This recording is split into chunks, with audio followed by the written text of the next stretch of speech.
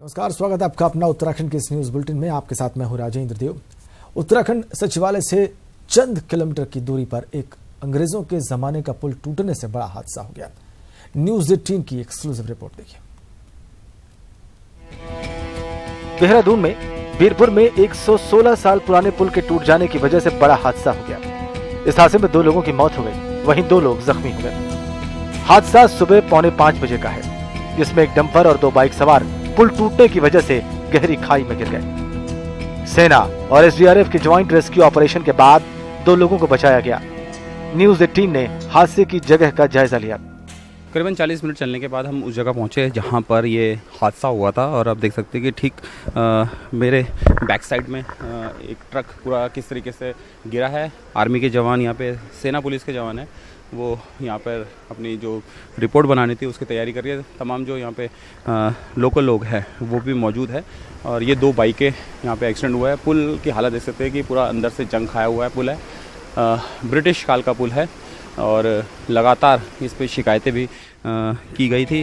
वहीं स्थानीय लोगों की माने तो इस पुल की रिपेयरिंग के लिए काफी लंबे समय से मांग हो रही थी, लेकिन शासन और प्रशासन ने इस ओर ध्यान नहीं दिया। सन 12 से करीब मैंने इनकी मांग, पहले मैं एक पुल पहले तैयार किया, फिर दूसरी बार मैंने लिखा और ये लिखा कि ये पुल बिल्कुल ध्वस्त हो चुका है, इंजीनियरों ने फेल कर दिया, इसमें कोई भी अपना घटना घट सकती है। लेकिन मेरी की हुआ और अभी भी मैं पीडब्ल्यूडी का मैंने कहा भाई जल्दी बना दो, ये टूटने वाला है, अब भी ये पुल नहीं। तो सुना आपने, पुल की हालत जर्जर थी और इसे बनाने की मांग भी हो रही थी। अगर इस पुल पर शायद ध्यान दिया गया होता तो आज 2 लोगों की जान नहीं जाती। ये हादसा कई सवाल छोड़ जाता है, कई सवाल ऐसे छोड़ता है कि जिसमें ये पता लगता है कि सरकारें किस तरीके से काम करती है और हादसे का इंतज़ार करती है कि कब हादसा हो, उसके बाद नई काम शुरू किया जाए। कैमरामैन अनिल नेगी के साथ किशोर रावत, न्यूज़ 18 देहरादून। किशोर रावत इस वक्त हमारे साथ सीधा कनेक्ट हैं, सीधा उनके पास चलते हैं, बगैर वक्त गवाए उनसे जानते हैं कि रेस्क्यू ऑपरेशन कहां तक पहुंचा है। बताइए किशोर। रेस्क्यू ऑपरेशन तकरीबन पहले ही खत्म हो गया था, लेकिन अब जो वाहन नीचे खड़े हैं उनको निकालने का काम चल रहा है। और जो क्योंकि जिस नदी में गिरा है उस नदी में पानी एक झील ना बन जाए, इसलिए उन्होंने वो वहां से मलबा जो है वो हटाया जा रहा है। तकरीबन अभी बड़ी बड़ी क्रेनें वहां पहुंची हुई है जो लगातार। जी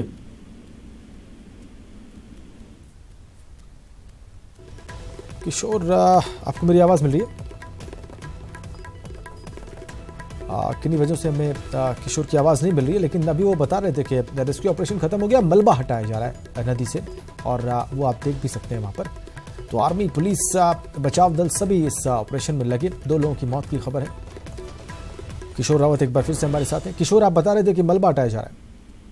हाँ देखिए, क्योंकि पानी उस नदी में कंटिन्यू बह रहा है तो मलबा हटाया जा रहा है और जो गाड़ियां गिरी उनको हटाया जा रहा है। दूसरी बात यह है कि शायद ये जो हादसा ये उस सरकार सिस्टम लगातार ये लोग शिकायत करते हैं कि फाइलें जो है वो काम नहीं हो रहा, फाइलें अटकी रहती है और कहीं ना कहीं कोने में पड़ी रहती है। तो शायद अगर फाइलें चलती और पुल बनता तो शायद ये 2 लोग अपनी जान से हाथ नहीं धो बैठते, और सरकार की वजह से, क्योंकि गलती इसमें प्रशासन की है, प्रशासनिक गलतियां हैं। क्योंकि कई बार लोगों ने इस पर लिखित शिकायत भी करी, लगातार धरने प्रदर्शन भी किए, उसके बाद भी वो नहीं उठे और आज 2 लोगों की मौत हो गई है। तो ऐसे में सवाल लाजमी है उठना, सवाल कि किस तरीके से प्रशासन या जो तमाम जो प्रशासनिक काम होते हैं वो किस तरीके से काम होते हैं। लेकिन ये जरूर है कि सेना के जो जवान थे, जिस तरीके से तत्परता उन्होंने दिखाई और तुरंत जैसी गाड़ी गिरी उसके बाद वो अपनी सर्च लाइटें लेकर तुरंत नीचे पहुंचते हैं और एसडीआरएफ के जवान भी वहां तुरंत पहुंचते हैं। तो 2 लोगों को जल्दी से जल्दी रेस्क्यू किया जाता है और उनको हॉस्पिटल में उपचार के लिए भेजा जाता है। लेकिन 2 लोग जो बाइक सवार थे, क्योंकि इसमें जो मरे हैं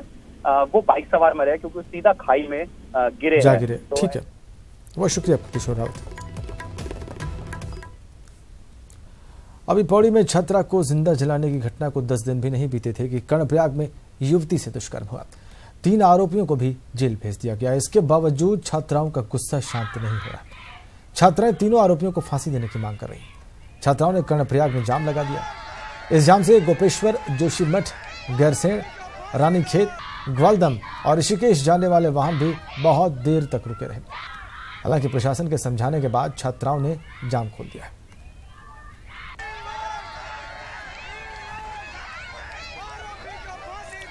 फिर से देवभूमि शर्मसार हुई है इस घटना से। गुस्सा फूटा है लोगों का दुष्कर्म के बाद। कर्णप्रयाग में छात्रा से दुष्कर्म के बाद छात्राओं में गुस्सा दिखाई दिया, वो फूटा भी। घंटों बद्रीनाथ हाईवे पर जाम लगाकर उन्होंने प्रदर्शन किया। छात्राओं ने आरोपियों को फांसी देने की भी मांग की है। प्रशासन के समझाने के बाद यह हाईवे खुला है और पुलिस ने तीनों ही आरोपियों को गिरफ्तार कर लिया है। 10 दिन के भीतर छेड़छाड़ की दूसरी घटना से गुस्सा है। पौड़ी में छेड़छाड़ के बाद छात्रा को आग लगाई गई थी। इलाज के दौरान उसकी मौत हो गई थी। आरोपी को पुलिस ने गिरफ्तार किया था। और अब कर्णप्रयाग से दुष्कर्म की खबर, इसको लेकर भी जबरदस्त आक्रोश, खूब गुस्सा लोगों में। 10 दिन के भीतर दूसरी घटना। तीनों आरोपी पुलिस ने गिरफ्तार कर लिए, जेल भेज दिए। और इसी बीच में एक बड़ी खबर हमें ऊधम सिंह नगर से मिल रही है। किच्छा के वार्ड नंबर 16 में सास और बहू की हत्या कर दी गई। घर के बंद कमरे में मिले हैं सास और बहू के शव। मृतक दोनों महिलाओं के गले में है चोट के निशान। घर का मालिक अवतार सिंह मौके से फरार। किच्छा कोतवाली क्षेत्र के वार्ड नंबर 16 का मामला है। ऊधम सिंह नगर से यह सनसनीखेज खबर, सास और बहू की हत्या किए जाने की खबर। और इसी बीच में खबर यह कि घर का मालिक अवतार सिंह मौके से फरार है। सारा मामला किच्छा कोतवाली के वार्ड नंबर 16 का। आगे बढ़ते हैं। कांग्रेस पार्टी के 134वें स्थापना दिवस पर देहरादून में पार्टी कार्यालय में झंडा फहराया गया। इस मौके पर प्रदेश अध्यक्ष प्रीतम सिंह, नेता प्रतिपक्ष इंदिरा हृदयेश, पूर्व प्रदेश अध्यक्ष किशोर उपाध्याय और प्रदेश सह प्रभारी राजेश धर्माणी मौजूद रहे। प्रीतम सिंह और राजेश धर्माणी ने कहा कि 2019 में कांग्रेस की सोच और विचार बीजेपी को सत्ता से बाहर कर देगा। हालांकि खास बात यह रही कि पूर्व सीएम हरीश रावत की देहरादून में कांग्रेस दफ्तर से दूरी दिखाई दी। देखिए, आज पूरे देश और दुनिया में कांग्रेस का स्थापना दिवस मनाया जा रहा है और उसी कड़ी में उत्तराखंड राज्य के अंदर भी प्रत्येक जनपद में कांग्रेस का स्थापना दिवस कांग्रेस के साथ ही मनाने का काम कर रहे हैं। और निश्चित रूप से कांग्रेस ने इस देश को आज़ादी दिलाने का काम किया और आज देश को आगे बढ़ाने में मैं समझता हूँ कि जो कांग्रेस ने काम किया है वो आप सबके सामने है। और मैं कह सकता हूँ आज हिंदुस्तान जिस मुकाम पर खड़ा है, हिंदुस्तान को इस मुकाम पर खड़ा करने का काम कांग्रेस की अगुवाई में हुआ है, कांग्रेस के नेतृत्व में हुआ है। उत्तराखंड हज कमेटी के नए चेयरमैन की तैनाती विवादों में फंस गई।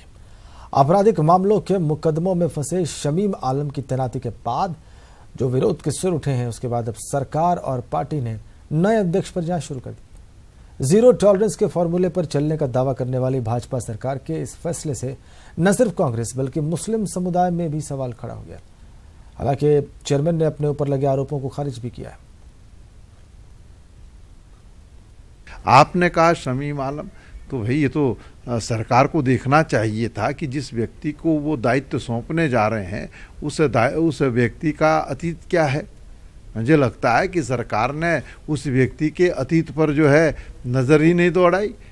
नहीं, जानकारी तो मुझे कुछ लोगों ने लिखित में दिया था, परंतु वो जानकारी क्या मुकदमे आज भी हैं या नहीं है, इसकी जानकारी हमें नहीं मिल पाई। कभी कभी मुकदमे झूठे भी होते हैं और झूठी मुकदमे जो होते हैं उनका नाम अगर कहीं पर आ रहा होता है, यदि वो न्यायालय से समाप्त हो चुके हैं तो फिर कोई बात नहीं है। अगर चल रहे हैं या फिर कन्विक्शन हो जाए, कल को सजा हो जाए, तो वो फिर गंभीर मामला है। ऐसा मामला अभी तक आया नहीं है। आया तो पद छोड़ना पड़ेगा जो भी हमारे मित्र बैठे होंगे। नहीं, मेरे पे कोई भ्रष्टाचार का कभी ना मुकदमा हुआ ना मुकदमा चला। अब रही बात इसकी कि किसी के पास में अगर कोई जो है ना ऐसा है तो वो बताए। तीनों ही रेलेवेंट वक्तव्य आपने सुन लिया। आगे बढ़ते हैं। संतान के जन्म के 11 दिन बाद जहां एक बच्चे को उसका नाम मिल जाता है, वहीं सीमांत टनकपुर सीएचसी में 12 दिन पहले जन्मी एक बेटी को उसकी पहचान तक नहीं मिल पा रही है। रिपोर्ट देखिए।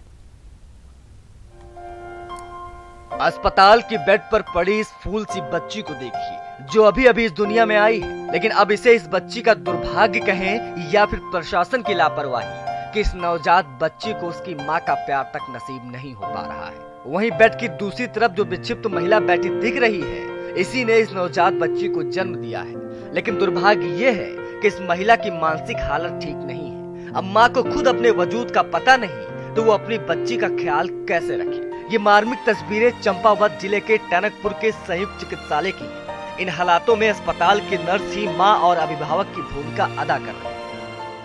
हम लोग तो इसकी देखभाल बहुत अच्छे से कर रहे हैं, हम लोगों को तो खुशी हो रही है, लेकिन दुख इस बात का है कि ये अपने बच्चे के साथ इतनी बॉन्डिंग नहीं बना पा रही जितनी एक माँ को नॉर्मल बच्चे के साथ बनानी चाहिए।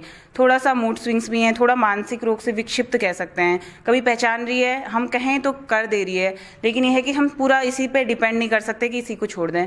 थोड़ी देर हम NICU में रख रहे हैं बच्चे को, वैसे मशीन में, क्योंकि लो बर्थ वेट बेबी है। हैरत की बात यह है कि जिले भर के तमाम अस्पतालों में एक मनोचिकित्सक तक नहीं है। चंपावत जिले के टनकपुर, बनबसा, लोहा घाट और चंपावत में मानसिक तौर पर बीमार महिलाओं पुरुषों को सड़कों पर दिखना आम बात है, लेकिन सब कुछ जानते हुए भी प्रशासन ने अपनी आंखें मूंद रखी। जब ये महिला आई थी तो उसकी सूचना जो है हमने पुलिस विभाग को दे दी थी, ठीक है। उसके बाद डिलीवरी होने के उपरांत हमने एसडीएम टनकपुर को भी दे दिया और हमारे CMO साहब को भी दे दिया, जिसकी कॉपी हमने CMO को कर दी थी। और हमारे यहाँ इस टाइप का कोई प्रावधान नहीं है कि अडप्ट के लिए जो है कि SDM कोर्ट के थ्रू होगा। खैर, संतान की चाह रखने वाले कुछ दंपतियों ने डॉक्टरों से बिटिया को गोद लेने की इच्छा जरूर जताई है, लेकिन कागजी कार्रवाई इसके बीच एक बड़ी अड़चन बनकर खड़ी है। न्यूज़ 18 के लिए चंपावत से कमलेश भट्ट की रिपोर्ट। सब पढ़े सब बढ़े का नारा सरकारें देती आ रही है, लेकिन इसे लेकर शायद सरकार गंभीर नहीं, और तभी तो पहाड़ी इलाकों में बच्चों को सर्दी के दिनों में भी धरना देना पड़ रहा है। देखिए, हमारी मांगे पूरी करो, पूरी करो, हमारी मांगे पूरी करो, पूरी करो। बरामदे में क्लास लगाकर पढ़ाई कर रहे ये बच्चे किसी विद्यालय में नहीं बैठे हैं। ये तस्वीर चमोली जिला मुख्यालय गोपेश्वर के मुख्य शिक्षा अधिकारी कार्यालय की है।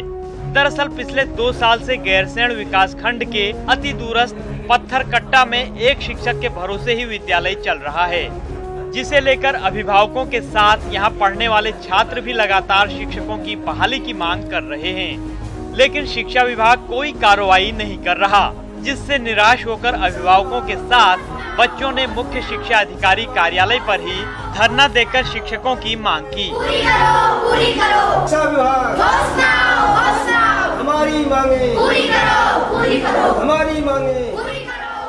मैं पत्थरकट्टा से हूँ और मैं हमारे यहाँ टीचर नहीं है, इसलिए हम जिला शिक्षा अधिकारी के यहाँ टीचर लेना है। तो आप लोग यहाँ पढ़ाई कर रहे, कब तक रहेंगे यहाँ? जब तक हमारे यहाँ पूरे विषय के टीचर नहीं आ जाते। जब तक टीचर नहीं आएंगे हमारे स्कूल में, हम तब तक यहीं रहेंगे। वहाँ सामाजिक विज्ञान, संस्कृत, अंग्रेजी हिंदी हमारा अतीत आदि का टीचर नहीं है। मजबूरी सर, हम 2009 से लगातार शिक्षा विभाग से अध्यापकों की मांग कर रहे हैं, लेकिन आज तक भी शिक्षा विभाग हमारी ओर कोई ध्यान नहीं दे रहा है, जिस कारण हमारे बच्चों की शिक्षा का व्यवधान हो रहा है और लगातार हमें मूर्ख बनाया जा रहा है इस विभाग के द्वारा कि हम आज ही अध्यापक भेजते हैं, कल अध्यापक भेजते हैं, लेकिन आज तक भी एकल अध्यापक के भरोसे स्कूल चल रहा है, जिस कारण हमारे बच्चे बहुत पिछड़ रहे हैं। बच्चों को कार्यालय के बाहर धरने पर बैठा देख अधिकारियों के हाथ पांव फूल गए। हालांकि इसके बाद कैमरे के सामने अधिकारी आए, लेकिन जवाब वही रटा रटाया दिया। पत्थरकट्टा ये UPS की बात है, वहाँ पर एक शिक्षक उसके लिए रिलीव किया जा चुका है DO बेसिक के द्वारा, और अगर शिक्षक ने जैसे सुना है कि अभी तक ज्वाइन नहीं किया है तो तत्काल 1 सप्ताह में उसके ज्वाइनिंग के लिए आदेश निर्गत कर दिए जाएंगे। एक तरफ जहां सरकार स्मार्ट क्लास चलाने का दावा कर प्रदेश में शिक्षा के स्तर को बेहतर बनाने के दावे कर रही है, वहीं चमोली जिले के अति दूरस्थ गांव पत्थरकट्टा के नौनिहालों को अपनी पढ़ाई के लिए शिक्षकों की मांग को लेकर 125 किलोमीटर दूर जिला मुख्यालय गोपेश्वर जाकर आंदोलन करना पड़ रहा है। न्यूज़ 18 के लिए चमोली से प्रभात पुरोहित की रिपोर्ट। और उत्तराखंड दिनों शीतलहर की चपेट में है, लेकिन शिक्षा महकमे को सरकारी स्कूलों के बच्चों से शायद कोई मतलब नहीं है, और यही वजह है कि उत्तराखंड में अभी तक स्कूलों में छुट्टी घोषित नहीं हुई है।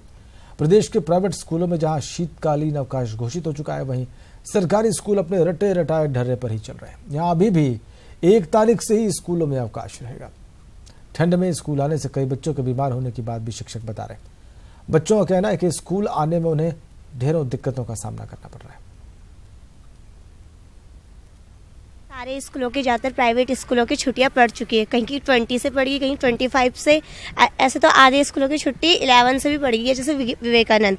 तो हमारे स्कूल में अभी आने जाने में मॉर्निंग टाइम पर बहुत ठंड लगती है और क्लासेस में बैठने में भी बच्चों को ठंड लगती है। बच्चे ज़बरदस्ती बोलते हैं हमें बाहर बिठाओ। बहुत दिक्कतें होती है, मतलब कोई किसी का घर बहुत दूर होता है तो उन्हें आने में सर्दी हो जाती है, जिसकी वजह से वो स्कूल बहुत कम आते हैं। और कुछ बच्चों की क्लास में भी बहुत ठंड लगती है, इसलिए हम लोग बाहर बैठते हैं धूप में, तो बहुत बच्चे बीमार भी हो जाते हैं। दिशा निर्देश क्या है, छुट्टियों का तो कैलेंडर आ जाता है, साल के शुरू में ही आ जाता है और 1 तारीख से 15 तारीख तक छुट्टियां रहेंगी और सभी सरकारी स्कूलों में ऐसी रहेंगी। हो सकता है कुछ प्राइवेट स्कूलों ने कर दी हो, लेकिन जो सरकारी स्कूल हैं उनमें तो सब में यही रहेगा। तो हम अपने आप छुट्टी नहीं कर सकते, ऊपर से जो निर्देश आते हैं उन्हीं के अनुसार होता है। ठंड आ चुकी है लेकिन ऊपर से निर्देश अभी तक नहीं आए हैं छुट्टियों के। आगे बढ़ते हैं। चंपावत जिले के पहाड़ी क्षेत्रों में कड़ाके की ठंड के साथ ही रात को तापमान गिरकर -2 से -3 जा रहा है। वहीं लोहाघाट, चंपावत और देवीधुरा में रात को गिर रहा पाला पानी की बर्फ में तब्दील कर रहा है। पानी के जमने से पहाड़ी क्षेत्र में रह रहे लोगों का जनजीवन तो प्रभावित हो ही रहा है, साथ ही पानी की पाइपलाइंस भी क्षतिग्रस्त हो रही है।